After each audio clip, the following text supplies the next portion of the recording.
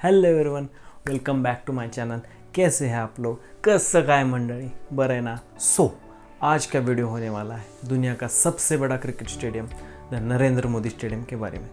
Let's get start. 1982 में Gujarat government ने साबरमती नदी के किनारे 100 एकड़ ज़मीन गुजरात क्रिकेट एसोसिएशन को अलोकेट की थी। स्टेडियम का कंस्ट्रक्शन 1982 में शुरू हुआ और देखते ही देखते 8 महीने 13 दिन बाद यानी 1983 में पूरा स्टेडियम तैयार हो गया। इस स्टेडियम का नाम सरदार वल्लभ भाई पटेल स्टेडियम रखा गया और इस स्टेडियम की सीटिंग कैपेसिटी 49,000 थी। लेकिन टाइम बीतता चला गया और फाइनली अक्टूबर 2015 में इस स्टेडियम को डिमोलिश करने के फैसले को अप्रूवल मिला। हमारे देश के प्राइम मिनिस्टर श्री नरेंद्र मोदी जी ने बोर्ड ऑफिशियल्स को कहा कि यहाँ पे दुनिया का सबसे बड़ा क्रिकेट स्टेडियम बनेगा। उसके बाद गुजरात क्रिकेट एसोसिएशन ने टेंडर भरने के लिए रिक्वेस्ट इशू की। बहुत सारे कंपनीज ने टेंडर भरे, लेकिन फाइनली L&T कंस्ट्रक्शन ने विनिंग बिड लगाई फॉर 67.19 करोड़ रुपीज़।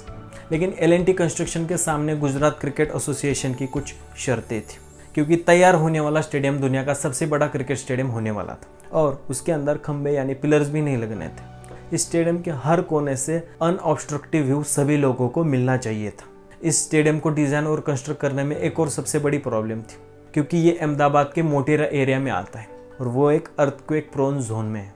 इसीलिए स्टेडियम को अर्थक्वेक रेजिस्टेंस बनाना बहुत ज़रूरी था। सबसे बड़ी दिक्कत ये भी थी कि इसको सिर्फ 3 साल में बनाना था। L&T कंस्ट्रक्शन ने पहले ही बहुत अच्छे और खूबसूरत कंस्ट्रक्शन किए थे, जैसे lotus temple and statue of liberty. L&T construction ने इस विशाल प्रोडक्ट को शुरू किया और ऑस्ट्रेलिया से डिज़ाइन इंजीनियर्स को बुलाया गया, जिसमें से एंड्रू जॉन्स को इस स्टेडियम को डिज़ाइन करने का काम दिया गया। लेकिन एंड्रू जॉन्स के सामने 2 सबसे बड़े सवाल थे। बिना खंभों की छत बनाना और लाइट की वजह से ग्राउंड पे परछाई भी नहीं पड़नी चाहिए थी। इसके लिए उन्होंने सीट के ऊपर एक और बालकनी ऐसा डिज़ाइन बनाया।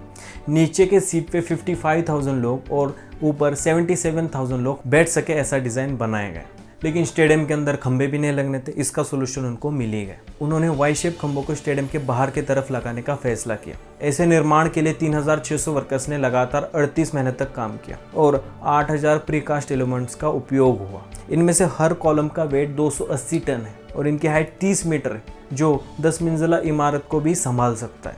अब शुरू होता है रूफ बनाने का काम। ये जिम्मा वॉल्टर पी मूर कंपनी को दिया गया, जो कि एक अमेरिका बेस्ड रूफ बनाने वाली कंपनी है। वॉल्टर पी मूर कंपनी ने पहले ही बहुत आइकॉनिक प्रोजेक्ट्स किए थे, जैसे AT&T stadium Texas and Sophie stadium Los Angeles. इस कंपनी का ये इंडिया का पहला प्रोजेक्ट था। वॉल्टर पी मूर कंपनी ने वी शेप्ड स्टील कॉलम्स का बेस बनाया, जो कि लाइट वेट और भूकंप के टाइम पे भी सेफ हो। छत के स्ट्रक्चर का काम पूरा हुआ और उसके ऊपर स्पेशल फैब्रिक लगाने की ज़रूरत थी। इसके लिए 35,000 स्क्वायर मीटर का जापान का स्पेशल फैब्रिक का इस्तेमाल हुआ और उसे छत के स्ट्रक्चर के ऊपर लगाया गया। अब लाइटिंग का काम शुरू होने लगा, लेकिन स्टेडियम में लाइटिंग भी ऐसी करनी थी कि ग्राउंड पे प्लेयर्स की परछाई नहीं पड़नी चाहिए थी। इसका भी सोल्यूशन उनको मिल ही गया।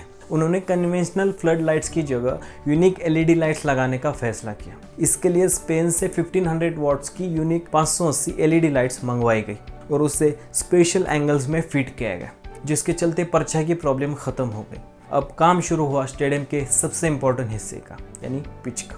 एक अच्छे क्रिकेट मैच को खेले जाने के लिए एक अच्छा पिच होना बहुत ज़रूरी है। इस स्टेडियम में सेंटर में कुल 11 पिचेस बनाई गई है। ये दुनिया का इकलौता ऐसा स्टेडियम बना जहाँ मेन ग्राउंड पे 11 पिचेस बनी है, जिसमें से 5 पिचेस बनी है यहाँ की लोकल सॉइल से और 6 पिचेस बनी है रेड सॉइल से, जो कि स्पेशली मुंबई से मंगवाई गई थी। इसमें से पिच नंबर 4, 5, 6, 7 और 8 इन पे BCCI इंटरनेशनल और IPL मैच खेले जाते हैं। इस स्टेडियम की ड्रेनेज सिस्टम में बहुत हाईटेक बनाई गई है। भारी बारिश के दौरान सिर्फ 30 मिनट में पूरे पानी को बाहर निकाल सकता है। फाइनली दिसंबर 2016 में शुरू हुआ कंस्ट्रक्शन फरवरी 2020 में पूरा हुआ। उसके बाद ये स्टेडियम दुनिया का सबसे बड़ा क्रिकेट स्टेडियम बना विथ 1,32,000 सीटिंग कैपेसिटी। इसके पहले कोलकाता का ईडन गार्डन इंडिया का सबसे बड़ा क्रिकेट स्टेडियम था, जिसकी 80,000 सीटिंग कैपेसिटी थी। स्टेडियम के अंदर 76 कॉर्पोरेट बॉक्सेस हैं और उन हर कॉर्पोरेट बॉक्सेस में 25 लोग बैठ सकते हैं और 55 room club house, 4 dressing rooms हैं। मेन ग्राउंड के बाहर Olympic size swimming pool, indoor net practice area with AC and 3D projector theatre, ऐसी कई सारी फैसिलिटीज़ प्रोवाइड की गई है। पार्किंग में 3,000 कारों और 10,000 टू व्हीलर्स पार्क की जा सकती है। इस स्टेडियम की रैम्प को इस तरह डिज़ाइन किया गया है कि 60,000 लोगों की साइमल्टेनियस मूवमेंट को हैंडल किया जा सकता है। इतना विशाल एरिया है इस स्टेडियम का कि ये 32 फुटबॉल फील्ड्स के बराबर है।